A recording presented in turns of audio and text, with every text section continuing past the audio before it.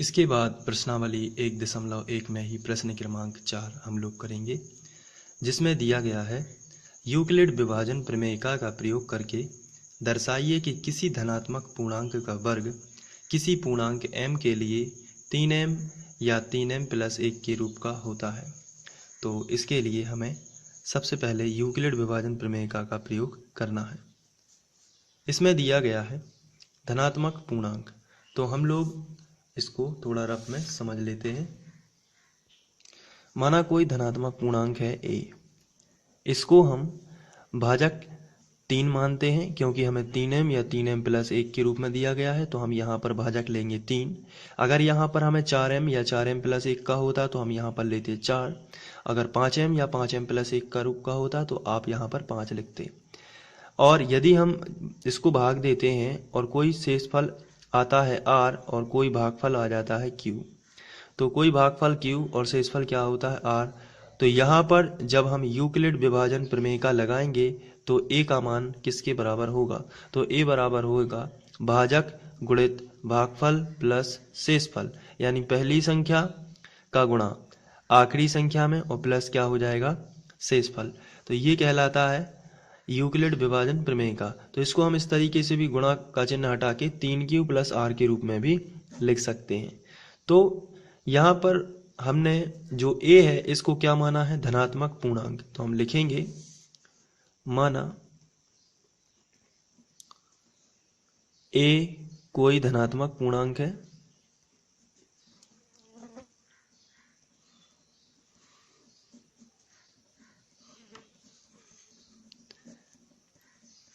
तथा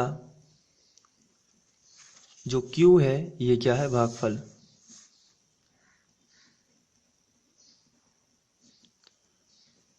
तो यहाँ पर हम जब प्रमेयिका लगाएंगे तो इसलिए यूक्लिड विभाजन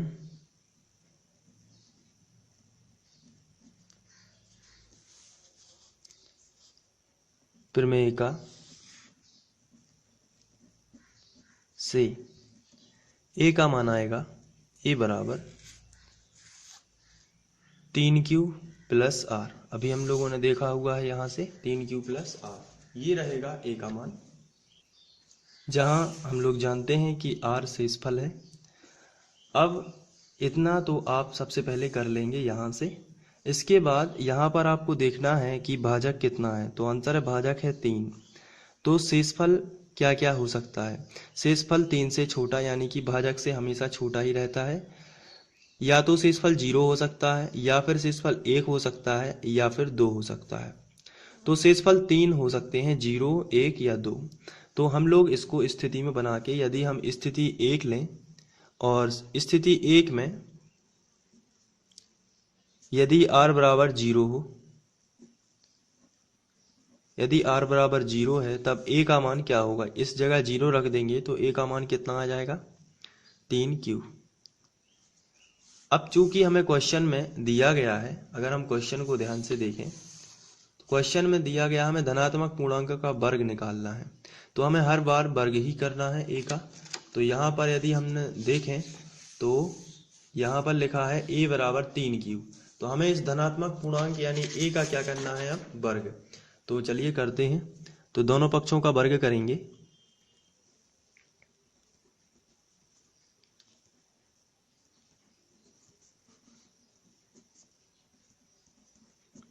तो यहाँ पर हो जाएगा a का वर्ग, यहाँ पर हो जाएगा 3q का वर्ग। a का वर्ग एक ही होगा, a वर्ग ही होगा, और 3q का वर्ग हो जाएगा 9q वर्ग, क्योंकि 3q गुणित 3q 2 बार होगा, इसलिए आ जाएगा 9q वर्ग।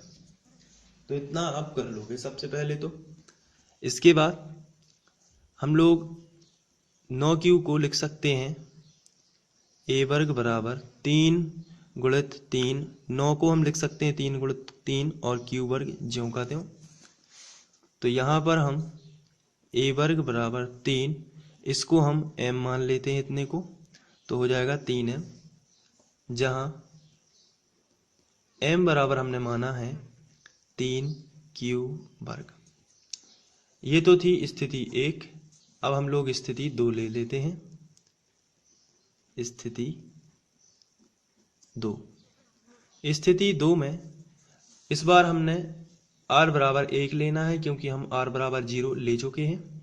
तो r बराबर 1 और फिर इसके बाद r बराबर 2, क्योंकि शेषफल 3 ही आ सकते हैं। भाजक यदि 3 हो, 0, 1 या 2, तो 1 हो चुका है। अब हम लोग r बराबर लेंगे 1 हो तो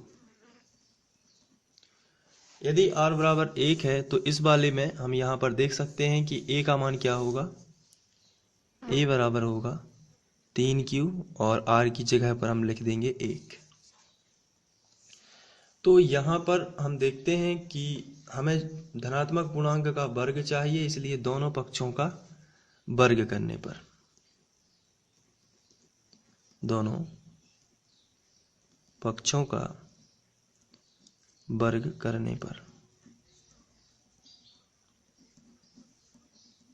तो यहाँ भी वर्ग करेंगे और यहाँ भी वर्ग कर देंगे। तो ये हो जाएगा a वर्ग, ये हो जाएगा 3q प्लस 1 का वर्ग। आगे बढ़ते हैं, तो ये हो जाएगा a वर्ग बराबर, इसमें सर्वसमीका लगाएंगे a धन b का वर्ग। तो ये जो सर्वसमीका होती है, यहाँ पर हम लिख देते हैं a प्लस b का वर्ग बराबर a वर्ग प्लस b वर्ग प्लस 2ab। इसको उसी तरीके से करेंगे। a का मान है 3q और b का मान है 1, तो a वर्ग यानी 3q का वर्ग प्लस b वर्ग यानी कि 1 का वर्ग प्लस 2ab, तो प्लस 2, a का मान 3q और b का मान 1, 2ab गुणित में कर देते हैं b यानी 1। अब यहाँ पर a वर्ग 3q का वर्ग है, इसलिए हो जाएगा 9q वर्ग प्लस 1, यहाँ पर 2 एकम 2 और 2 तिया 6, तो 6q।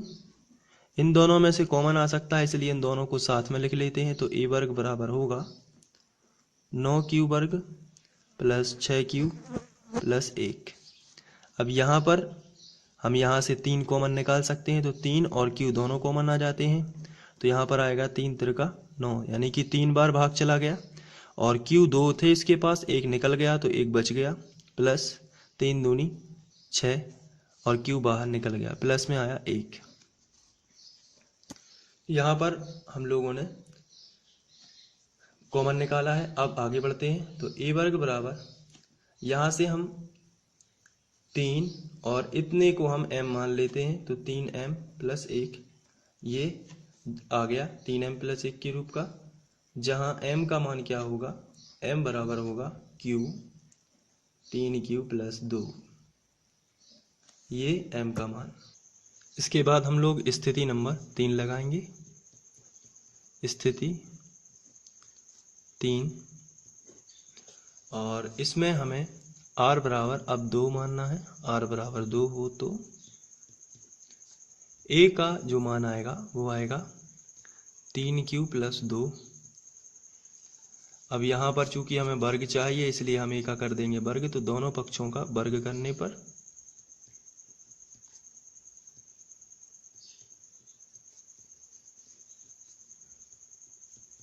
तो यहाँ पर हो जाएगा a वर्ग, यहाँ पर होगा 3q प्लस 2 का वर्ग। तो a वर्ग बराबर, यहाँ पर हो जाएगा a धन b का होल वर्ग एक बार फिर से, तो a वर्ग यानी 9q वर्ग, b वर्ग यानी 4 प्लस 2ab, तो ये हो जाएगा 12q, 2ab, 2 तिया 6 दूनी 12 और q। अब यहाँ पर इन दोनों में से कॉमन आता है तो पास में लिख लेते हैं, तो a वर्ग बराबर आएगा 9q वर्ग, इसको पास में लिखेंगे 12q, और इसको हम 4 को लिख सकते हैं 3 प्लस 1, यहाँ कर देते हैं आगे। तो a वर्ग बराबर आएगा, यहाँ से 3 3 3 कॉमन है, यहाँ 3 अगली 3 संख्याओं में, तो 3 कॉमन निकालेंगे तो आएगा 3 त्रिका 9 और q स्क्वायर प्लस 3 चौके 12 यानी कि 4q प्लस 3 एकम 3 और प्लस 1 पहले से ही था, तो हम यहाँ पर लिखेंगे प्लस 1। तो कॉमन निकालने के बाद हम देखते हैं यहाँ पर ए स्क्वायर बराबर 3 और इतना सब जो है वो m है, 3m प्लस 1, ये भी 3m प्लस 1 का रूप का ही है। तो जहाँ m बराबर होगा 3q square plus 4q plus 1, तो इस तरीके से ये क्वेश्चन सॉल्व हो जाएगा। Thank you.